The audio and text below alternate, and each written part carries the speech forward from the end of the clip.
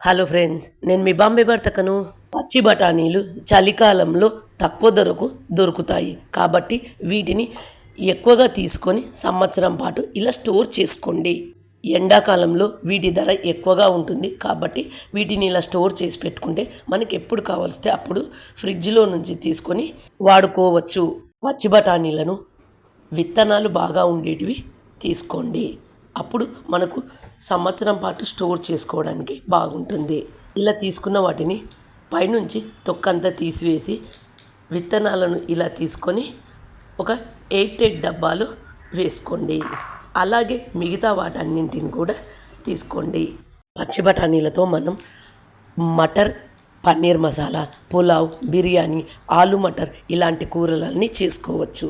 ఇలా తీసుకున్న వాటన్నింటినీ మనం ఒక 8 డబ్బాలు వేసుకోండి.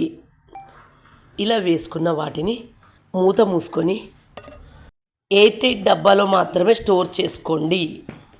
ఇలా తీసుకొని 8 డబ్బాల్లో స్టోర్ చేసుకున్న వీటిని డీప్ ఫ్రిడ్జ్లో పెట్టుకోండి. మనకు ఎప్పుడు కావలిస్తే అప్పుడు ఫ్రిడ్జ్లో నుంచి తీసుకొని కొద్దిసేపు బయట పెట్టుకొని కూర చేసుకున్నట్లయితే చాలా బాగుంటుంది. తక్కువ ధరలో దొరికినప్పుడు బఠానీలను ఇలా స్టోర్ చేసుకోండి.